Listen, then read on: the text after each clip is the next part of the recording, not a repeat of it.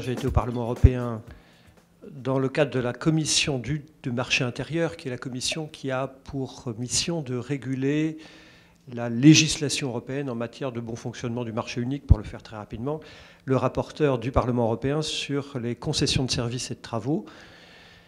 Et à ce titre, donc, je me suis intéressé à la question des marchés publics. Et on va peut-être aussi y revenir. Bon, plusieurs choses. D'abord, vous avez bien et aimablement fait référence au fameux livre d'histoire que j'ai commis.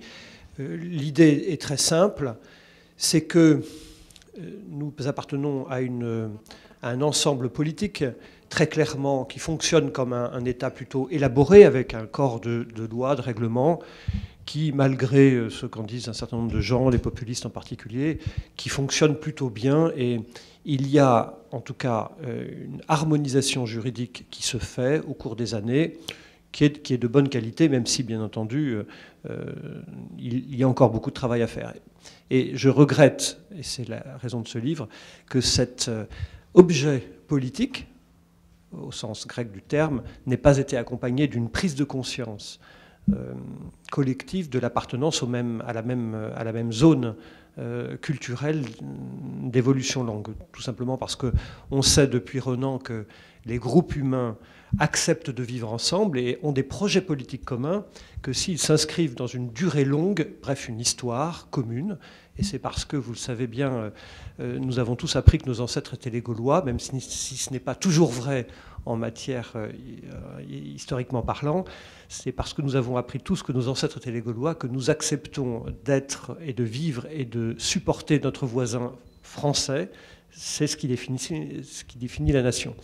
Et la thèse du livre était très simple, c'était de dire qu'au fond, la nation européenne au sens de Renan, c'est-à-dire d'un groupe homogène de civilisation, existe, ou plutôt a existé plusieurs fois, et ce livre présente 100 moments où les hommes et les femmes qui ont vécu à ces moments ont pu avoir l'impression de vivre quelque chose qui les extrayait de leur déterminisme local. Quand les Athéniens et les Spartiates ont à faire face à Darius Xerxès, ils ne sont plus Athéniens et Spartiates, ils sont Grecs. Et à ce moment-là, la nation européenne, c'est la Grèce. Quand un bénédictin de Reichenau écrit un bénédictin de Cluny, ce n'est pas un sujet du Saint-Empire romain germanique qui écrit un sujet du roi de France, c'est un bénédictin qui écrit un autre bénédictin, et à ce moment-là, la nation européenne est le mouvement bénédictin. Ce qui signifie que plusieurs fois dans notre histoire, il y a eu une conscience d'appartenir à un groupe commun, mais que malheureusement plusieurs fois, ou malheureusement, enfin, c'est un fait, je ne sais pas si c'est malheureux, l'histoire a été nationalisée, et on a oublié qu'au fond, nous venions des mêmes racines profondes et du même terreau de civilisation. Je crois que politiquement, les choses seraient beaucoup plus faciles si nous avions conscience de ces racines communes qui sont bien plus importantes qu'on veut bien le dire. J'en ai fini sur la parenthèse historique, mais elle me semble fondamentale parce que dans tous les débats que nous avons, y compris au Parlement européen, en réalité, les déterminismes nationaux souvent reprennent le dessus et nous empêchent de complètement défragmenter les législations dont nous aurions besoin, qu'elles soient défragmentées, plutôt qu'être très différentes. Première remarque. Deuxième point, la question qui se pose après la crise du début du mandat politique précédent, vous voyez, chacun a ses références dans le temps, qui se posent, elles sont plusieurs. D'abord, il y a une première question qui se pose qui est institutionnelle. C'est que nous avons, les États, le Parlement, la Commission, tout le monde a un peu tordu le cou au traité européen et nous avons adapté nos modes de fonctionnement aux réalités, aux besoins des réalités. Et beaucoup de décisions qui ont été prises ces années dernières, par exemple le mécanisme européen de stabilité, le MES, sont des mécanismes qui sont en fait des mécanismes intergouvernementaux et qui n'étaient pas tous prévus dans les traités. Certains même étaient presque contraires à l'idée des traités et ils ont été imposés en contournant les législations, enfin les grands principes du traité. Et je pense qu'un des sujets qui va venir va être... il y a un premier sujet qui est politique. Comment on consolide cet acquis ? Comment, de la même manière, fait-on en sorte qu'il y ait des institutions qui soient spécifiques à la zone euro ? Au Parlement européen, quand nous prenons des décisions qui concernent la zone euro, eh bien, les Britanniques font partie des votants. les Polonais aussi, alors qu'ils ne sont pas dans la zone euro, ce qui pose un problème de contrôle démocratique. Quel est l'organe aujourd'hui de contrôle démocratique de la zone euro? Bien, c'est essentiellement Mme Merkel, un peu M. Hollande, assez rarement pour tout vous dire, et beaucoup le Bundestag et Karlsruhe. C'est ça le contrôle aujourd'hui démocratique de la zone euro, et nous avons une vraie question qui va se poser à nous. Et nous allons devoir inventer des stratégies institutionnelles pour consolider l'acquis et en même temps inventer des gouvernances qui n'existent pas. De la même manière, nous ne pouvons pas continuer très longtemps dans l'ambiguïté vis-à-vis de nos concitoyens. Il est probable que si demain il y avait un référendum sur la nécessité, par exemple, justement de cette question du contrôle démocratique de la zone euro, les Français refuseraient toute modification des traités. Et donc c'est un vrai problème politique. Il va falloir en sortir, et il va aussi falloir donc probablement donner des gages démocratiques aux populations européennes.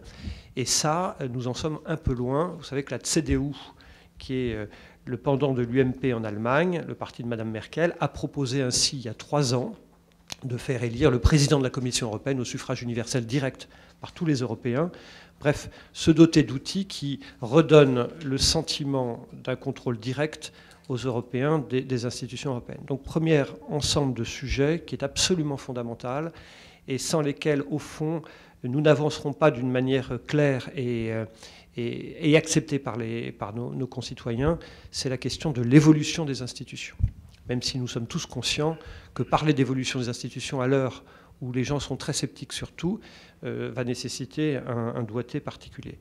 La deuxième question, elle est une question d'ordre de stratégie économique. Vous avez évoqué la question du plan Juncker, qui a été accepté par le Conseil d'une manière, comment dirais-je, un peu, pas mécanique, mais le Conseil attendait tellement une stratégie économique et une stratégie industrielle que quand Jean-Claude Juncker, le président de la Commission européenne, a été élu, et qu'il est arrivé 3 semaines plus tard avec son plan, c'était le Messie qui arrivait, enfin plutôt c'était les rois mages qui arrivaient avec quelques milliards à se partager, et tout le monde s'est dit c'est formidable, et le Conseil a adopté plus une philosophie qu'un mécanisme, parce qu'on ne sait pas aujourd'hui, enfin on n'en connaît pas bien les mécanismes, on ne sait pas qui, comment, sur quels critères précis et durs on décidera de l'attribution de ces participations financières. Donc il y a une question sur le développement de stratégies industrielles et en particulier la question de l'allocation du plan Juncker. Au Parlement européen, la tendance, puisqu'il va falloir aussi que nous disions notre mot, est à favoriser un certain nombre de domaines, et en particulier il y a deux domaines qui ont le vent en poupe. Le premier domaine, c'est le domaine de l'énergie au sens large. Ça va du développement des réseaux à l'intérieur de l'Union. Vous savez que la question des réseaux, l'interconnexion des réseaux est une question absolument fondamentale. C'est aussi la question de l'autonomie énergétique de l'Union, puisque certains pays sont extrêmement dépendants d'un fournisseur unique. On connaît tous l'exemple des pays baltes. Mais on connaît tous aussi peut-être l'exemple de la Hongrie qui est dans une situation de grande non-autonomie, enfin de dépendance énergétique vis-à-vis des Russes. Ainsi, une centrale nucléaire va être construite en Hongrie avec un financement 100% russe dans une procédure probablement plutôt de gré à gré que de mise en concurrence. Il y a donc une question fondamentale sur cette question de l'énergie. Sans parler évidemment de la question des renouvelables et du choix fait par un certain nombre de nos voisins, je pense évidemment aux Allemands, de fermer leurs centrales nucléaires, ce qui pose évidemment un problème majeur, c'est qu'aujourd'hui, non seulement on émet en charbon, mais on produit dans le nord de l'Europe, du côté de la Baltique, une énergie d'une manière constante, en fonction des vents, bien entendu, ce qui encombre les réseaux. Comme vous le savez, l'électricité ne se stocke pas, c'est une des caractéristiques de l'électricité. Et quand vous en avez et que vous en produisez et que vous n'en consommez pas, eh bien, les réseaux sont encombrés. Et cette question est vraiment